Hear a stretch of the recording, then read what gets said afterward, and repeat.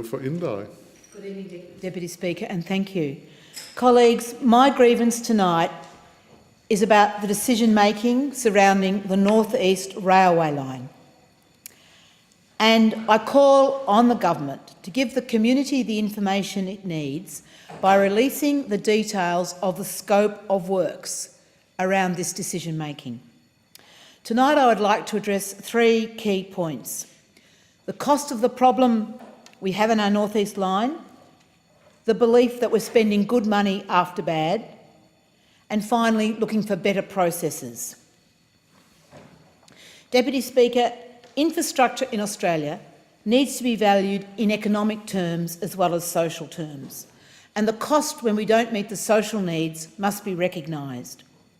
And it is my belief that there's an inability of governments to balance the requirements, in my instance, of the freight use in the inland rail with the passenger use of the North East Railway line.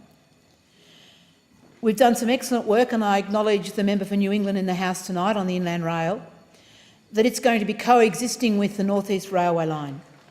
But the problem we have is that people also use the trains as well as freight, and that public transport is a really important part of an infrastructure. But sadly, the extent of the problems and the works required on the North East Railway line are unknown. And until the scope of works are released to the public for consultation, they will remain unknown. So the community continues to wait and try and understand what the decision-making that the government has got in mind. And there's no calculation of the cost to individuals in the time lost while we wait for this decision to be organised. And clearly there's a cost to government with more cars, buses, taxis on our roads when the rail services are cancelled. And there's an increasing cost to government when replacement buses and taxis have to be used because the trains on our North East Railway line, for any number of reasons, fail to work and the buses have to be brought in. So we've got a comedy of errors, I would say, happening around us. But it's not been without effort. Government has responded, as government does, to the huge cry from the community for something better. But it's my belief that we're now spending good money after bad. 390 days ago, the Commonwealth Government committed $100 million in the 2017-18 budget for improvements on my railway line.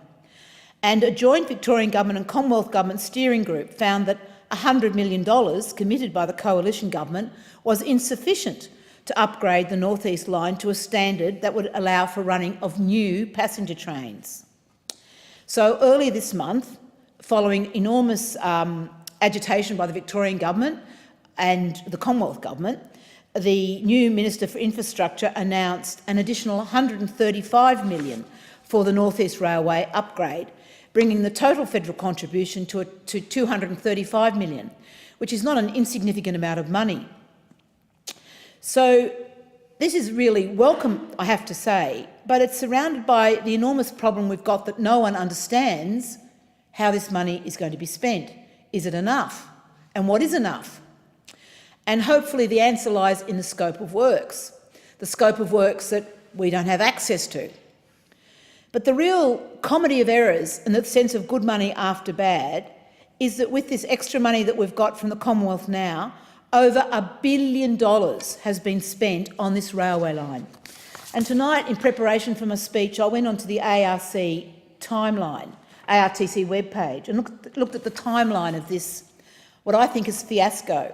So in 2004, ARTC takes up the lease of the railway line between Sydney to Albury, and as part of the negotiations, ARTC invests $817 million between Melbourne and Sydney, which is welcome. In 2006, the federal government provides an additional $270 million, which ARTC uses to install concrete sleepers on the line between Melbourne and Sydney, and also Sydney and the New South Wales border with Queensland. And it goes on and on and on. And in November 2011, long-term rehabilitation program amounting to $134 million investment is presented to the ARTC board for approval. And it goes on. And in August 2013, when my predecessor, the member for Indi, responding to the enormous negative feedback in the electorate, organised for the Australian Transport Safety Bureau to do a report into what was happening on our line. So there's a long history of things not working well, and it's detailed there.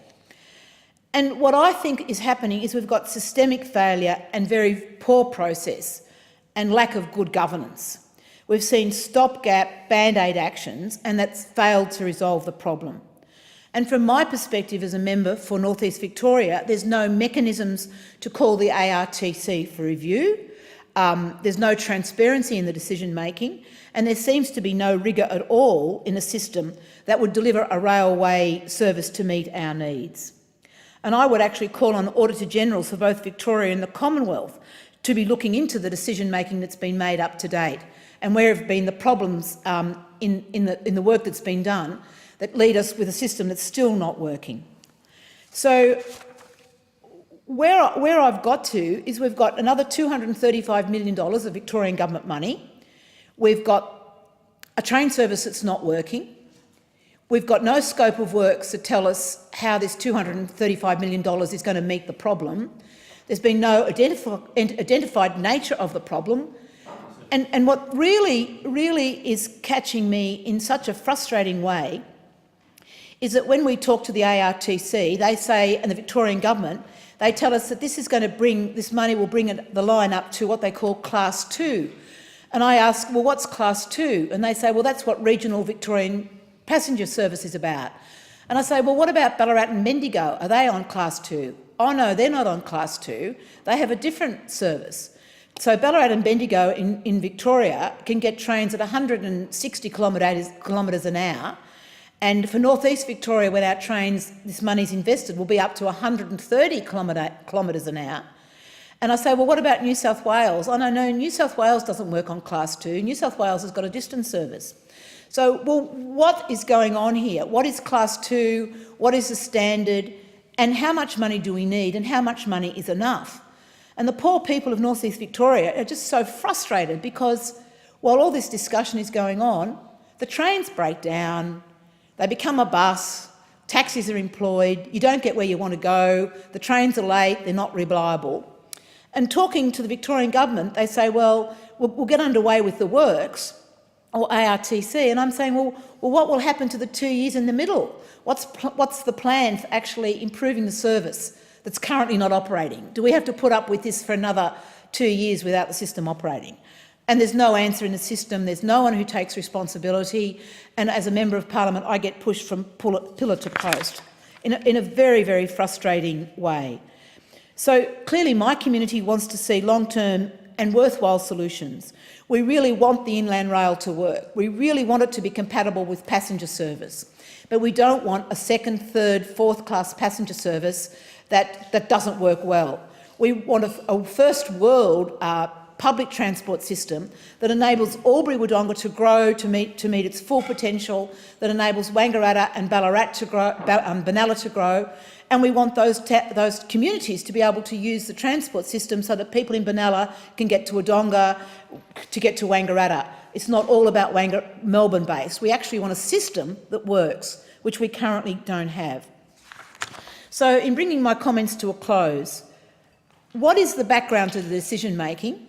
Who is going to be responsible for the $1 billion that we've already spent and the inability to actually get a good result? Who's going to take responsibility to make sure that the $235 million is enough, that it does the job? Who is going to actually define for us what Class 2 means and why is it different to whatever else is happening in Victoria and New South Wales? And what is going to be the interim plan when all this is going on? What do we do with the people who want to use the train line over the next 2 years while the repairs are being made? So there's so many unanswered questions. It's so frustrating. So in bringing my grievance speech to a close, I call on the Minister for Infrastructure Release the scope of works. Let us have a community discussion about it. Let's have a debate about, is it going to be enough? Do we need more money? If so, how do we go about getting more money? But let's do the decision making now. Let's not wait for another 5-10 years of just this appalling, poor decision to be made, and the people of North East Victoria to suffer with the problems that we've currently been putting up with. The question is that grievances